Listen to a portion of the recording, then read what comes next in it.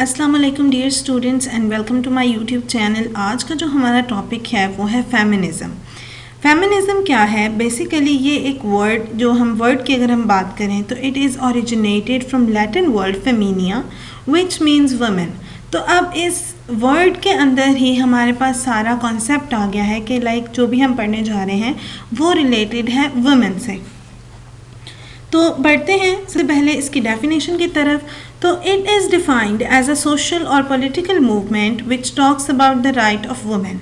ये एक ऐसी तहरीक है, एक ऐसी मूवमेंट है, सोशल है या पॉलिटिकल है, कोई भी ले लें आप, जिसके अंदर बात की जाती है वुमेन के राइट की, यानी वुमेन के हकूक़ की, कि वुमेन को सोसाइटी के अंदर रहते हुए इक्वल राइट्स दें। याद रखें कि ये बात करती है इक्वल राइट्स की, कि all those rights which are given to man must be given to women, यानी वो सारे राइट्स जो हैं वो वुमेन को भी मिलने चाहिए क्योंकि वो भी इसी सोसाइटी का हिस्सा है।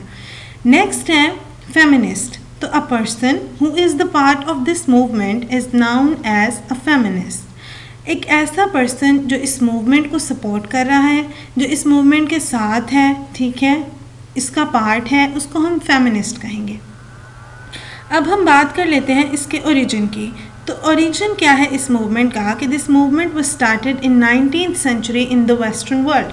वेस्टर्न वर्ल्ड के अंदर सबसे पहले ये मूवमेंट स्टार्ट हुई थी 19वीं सदी के अंदर।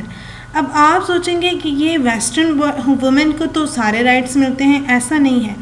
वेस्टर्न वुमेन्स को इक्वल राइट्स नहीं मिलते थे 19th सेंचुरी के अंदर। उनके पास राइट नहीं था वोट करने का, उनके पास राइट नहीं था एजुकेशन हासिल करने का, उनके पास राइट नहीं था प्रॉपर्टी ऑन करने का। कोई भी राइट जो है वो वेस्टर्न वुमेन के पास उस टाइम पे नहीं था। तो उन्होंने एक तहरीक शुरू की, एक मूवमेंट स्टार्ट की कि भाई हमें राइट्स दें, हम भी सोसाइटी का पार्ट हैं, हम हर वो राइट हमें चाहिए जो हम डिज़र्व करती हैं। तो मूवमेंट के बारे में हमें क्लियर हो गया कि इसके अंदर क्या है, कि ये एक ऐसी मूवमेंट है जो वुमेन के राइट की बात करती है। सेकेंडली, वो पर्सन, वो मेल भी हो सकता है, फीमेल भी हो सकता है, जो इस मूवमेंट को सपोर्ट करेगा वो एक फेमिनिस्ट कहलाएगा, ठीक है। और इसका ओरिजिन भी हमें पता चल गया कि 19th सेंचुरी जो है के अंदर, लेट 19th सेंचुरी के अंदर वेस्टर्न वर्ल्ड के अंदर ये सबसे पहले स्टार्ट हुई। नेक्स्ट है इसके ऑब्जेक्टिव्स। अब इसके मकसद क्या था इस मूवमेंट का? To give women their right in the society. देखें, सोसाइटी के अंदर man and women both are living.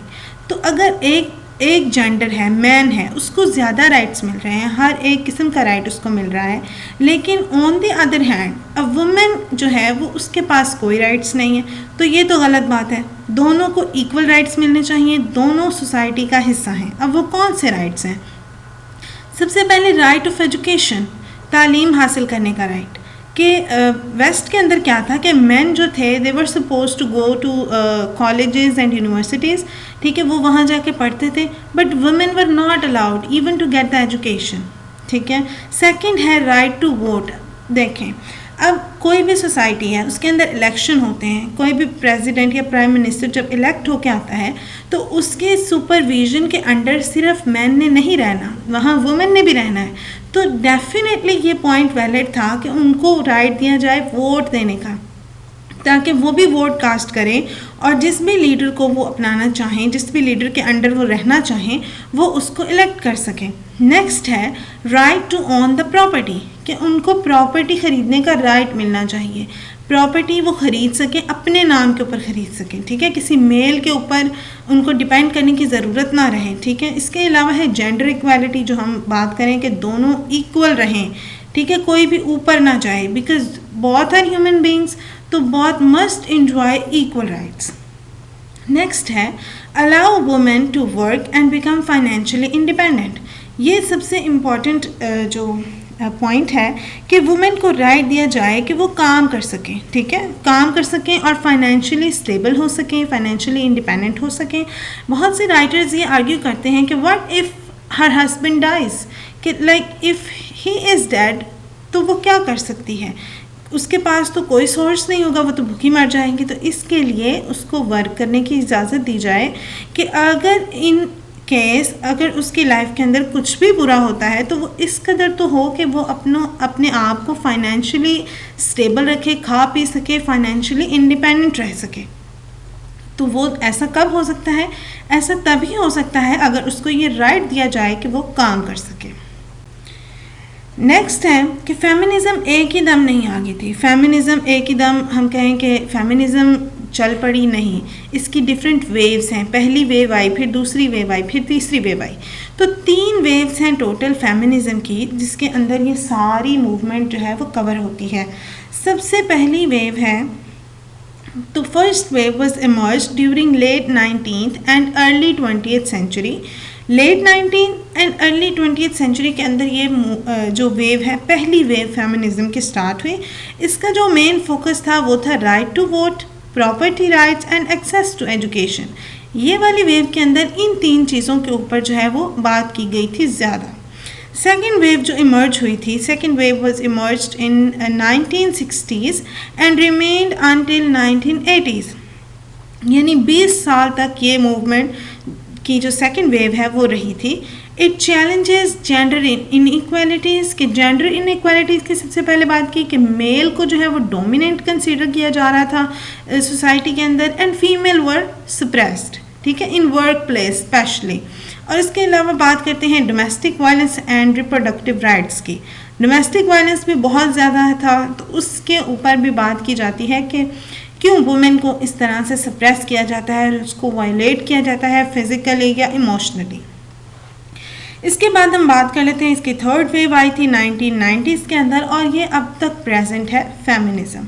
हमारे कंट्री के अंदर, पाकिस्तान के अंदर भी ये मूवमेंट काफ़ी हद तक जो है ना वो हायर लेवल पे पहुंच चुकी है।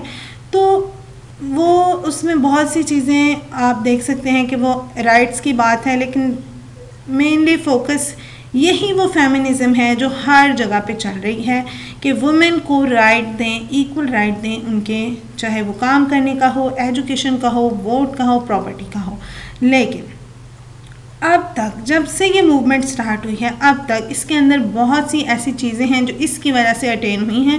लाइक हम कह सकते हैं कि वुमेन को प्रॉपर्टी ओन करने का राइट, अब तकरीबन सारे राइट्स जो हैं वो वुमेन को मिल चुके हैं। थर्ड है कि इसी चीज़ के अंदर, इसी एक मूवमेंट के अंदर बहुत सी राइटर्स ने जो है वो रोल प्ले किया है, फेमिनिस्ट राइटर्स ने। उन्होंने लिखा, उन्होंने लोगों को बताया कि क्या क्या चीज़ें हैं जो फेमिनिज़म उनका एक मेन थीम था कि उन्होंने फेमिनिज़म के ऊपर लिखा। सबसे जो पहले हमारी फेमिनिस्ट राइटर हैं इंग्लिश लिटरेचर के अंदर, वो है मैरी वॉल्स्टनक्राफ्ट। मैरी वॉल्स्टनक्राफ्ट को she is often considered as pioneer of feminist thought, यानी वो बिल्कुल स्टार्ट जिन्होंने लिया फेमिनिज़म का स्टार्ट जहाँ से आया वो मैरी वॉल्स्टनक्राफ्ट से लिया गया। She is considered as pioneer, ठीक है। She wrote a vindication of the rights of women in which she talk about women education. अब उनकी एक बुक है a vindication of the rights of women, जिसके अंदर वो उनका मेन फोकस, मेन जो बात वो करती हैं कि वुमेन को राइट दिया जाए एजुकेशन का। लाइक अगर एक वुमेन एजुकेटेड है तो आप ये कंसीडर कर सकते हैं कि एक सोसाइटी को वो एजुकेट करेगी, एक सोसाइटी को वो लेके चलेगी। मैन एजुकेटेड है तो वो एक इंडिविजुअल हद तक है, लेकिन if a women is educated तो वो पूरी सोसाइटी को एक अच्छा और मोतबर बना सकती है। सेकंड हमारी जो राइटर हैं वो है Virginia Woolf. She is the prominent feminist writer. Her most important work is a room of one's own.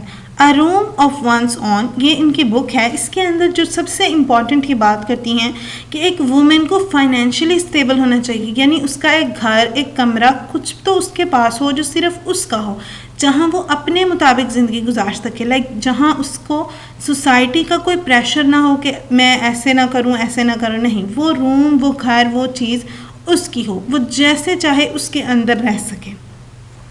Third जो हमारी राइटर हैं सिमोन डी बुआ, वो हैं एक फ्रेंच फिलासफ़र और राइटर, और इनकी बुक है द सेकंड सेक्स। इसके अंदर वो बात करती हैं कि किस तरह ये एक पैट्रियार्कल सोसाइटी के अंदर मेल ही डोमिनेटेड है और वुमेन को तो कुछ कंसीडर ही नहीं किया जाता, वुमेन को तो अदर्स कंसीडर किया जाता है, यानी ह्यूमैनिटी के अंदर से भी उनको निकाल दिया जाता है।